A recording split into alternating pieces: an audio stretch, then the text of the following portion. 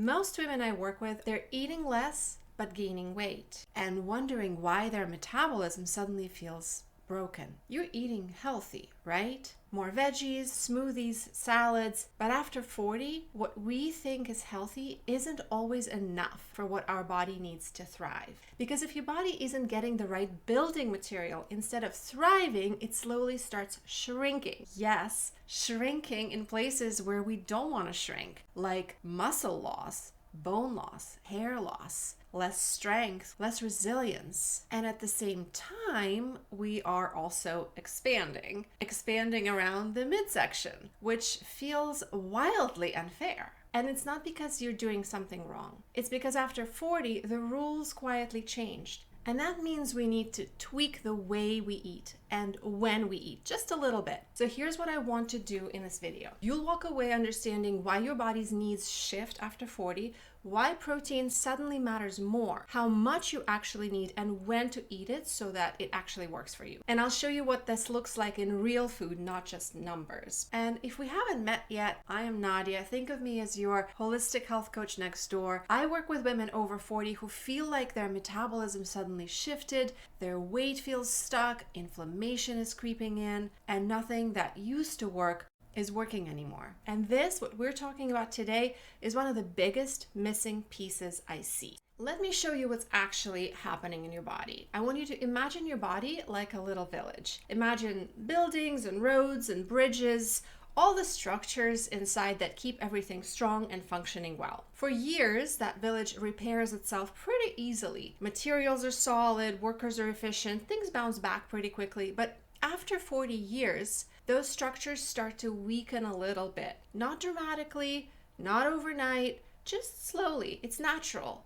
A few cracks here, a little erosion over there. In the body, that's muscle loss, for example. And no, you don't wake up thinking like, oh wow, I lost muscle yesterday. It doesn't work like that.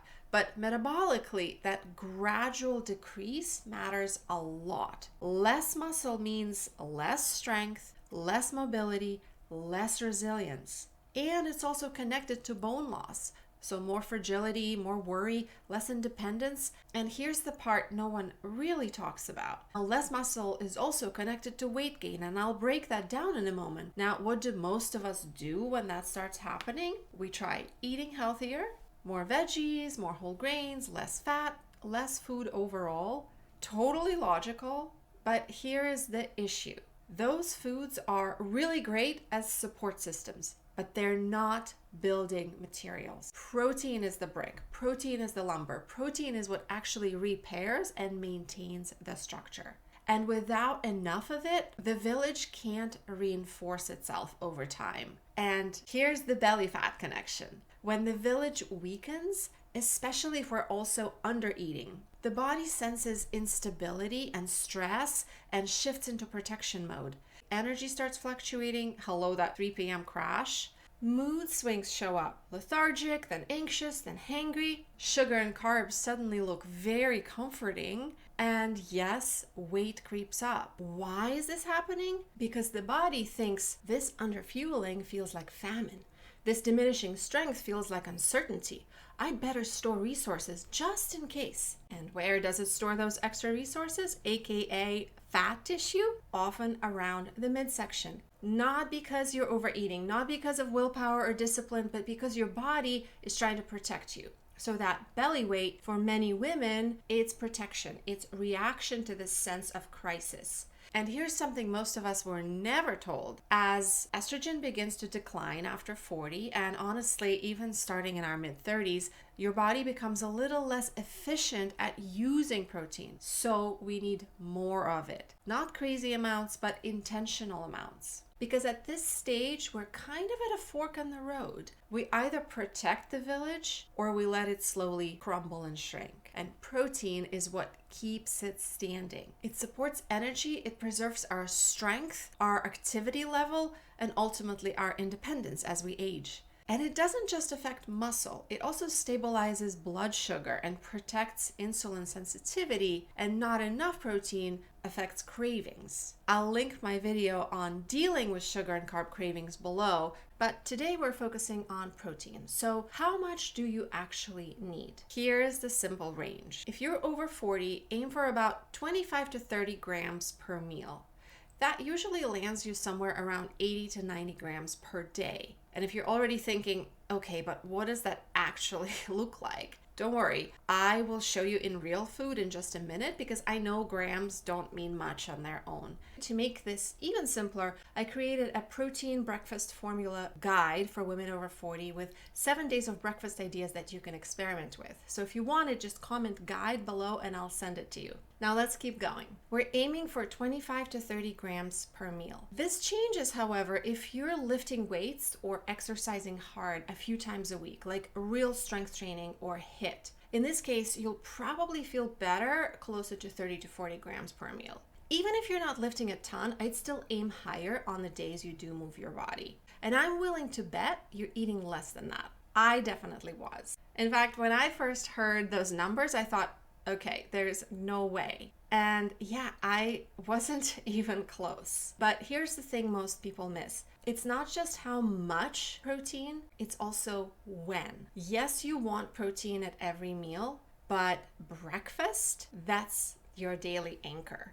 That's the meal we want to make protein forward. And ironically, that's usually when most of us eat the least of anything, let alone protein. Why is it so important in the morning? Because in the mornings, cortisol, your stress hormone, naturally rises. It's higher. It's your wake-up hormone. So it's totally normal for it to be high. But if you wake up, drink coffee, maybe grab toast or nothing at all, and then go about your day, your body stays in that stress response longer. And then it has to work harder to stabilize blood sugar. And when blood sugar swings, cravings get louder, as I already mentioned, energy tanks by mid-afternoon, and yes, belly fat storage becomes more likely. We don't want any of that. So protein at breakfast basically tells your body, hey, we're good, we're fed, no emergency. This part is really important, especially if you're moving your body in the morning, even if it's just a walk. Before you exercise, which puts stress on the body, give it something to work with. Give it something to chew on. No pun intended.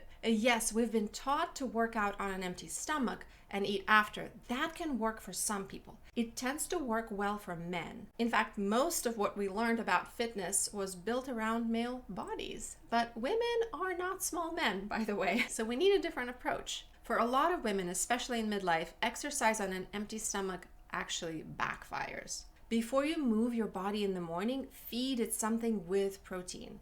You don't need a huge breakfast, but you do need amino acids before you move. Amino acids are parts of protein. A scoop of protein powder in your coffee is fine, a few bites of Greek yogurt, just something. Then you can have more substantial breakfast after you work out, no problem. And this is honestly where so many women get tripped up. They skip breakfast because they've either been conditioned to not eat it before they move or they're not feeling hungry. But most of the time, that's not a hunger, not an appetite thing. That is your stress hormones running the show. And even when we do eat breakfast, it's usually things like toast, bagels, cereal, oatmeal, fruit and coffee. Not bad, just not enough building material on their own. So if you fix one thing about eating after 40, make it protein forward breakfast.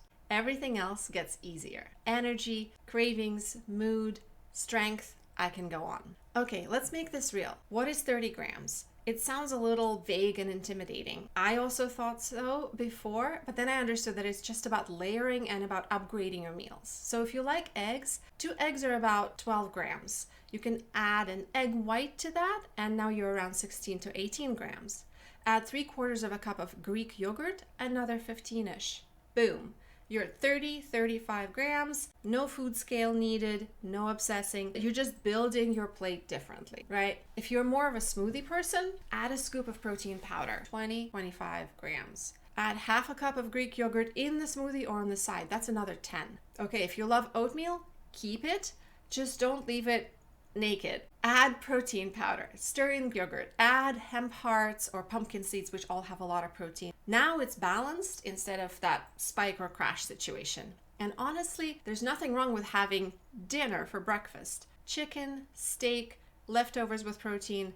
Who says breakfast has to be breakfasty. Bottom line is that you don't have to remove your favorite foods. You simply upgrade them. If this is starting to click for you, as I mentioned, I made that protein breakfast formula guide for women over 40.